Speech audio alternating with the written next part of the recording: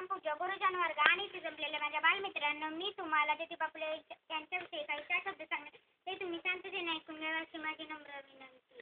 ज्योतिबा फुले यांचा जन्म 1827 साली झाला. ज्योतिबा फुले यांनी मुलींसाठी, स्त्रियांसाठी, पुरुषांसाठी शाळा काढल्या. यांना शिक्षण देऊन जाणतं करण्याचं, जगवण्याचं, मानानं जगण्याचं कार्य चालविलं. सावित्रीनेही पतीच्या पावलावर पाऊल टाकून धीरानं, नेटानं, दिशाईनं त्यांना साथ दिली. पण काही लोकांना हे खपतच नव्हतं. स्वतःला शहाणे पंडित म्हणविणाऱ्या काहींनी फुले पती-पत्नीचा छळवादच चालविला होता.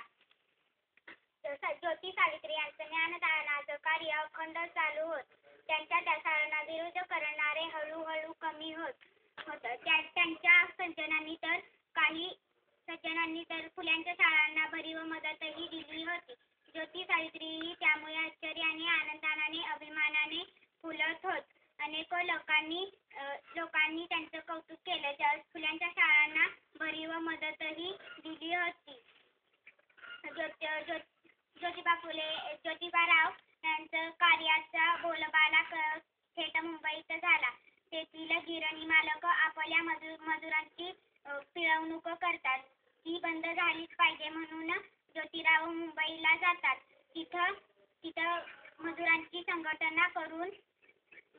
संघटना करून मालकाला नमविले. त्या मजुरांचे हक्क मिळवून दिले. सत्याचा शोध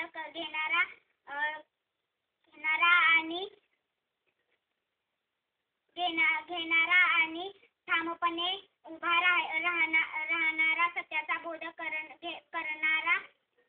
एवढे बोलून मी माझे 4 शब्द संपवते. जय जय महाराज.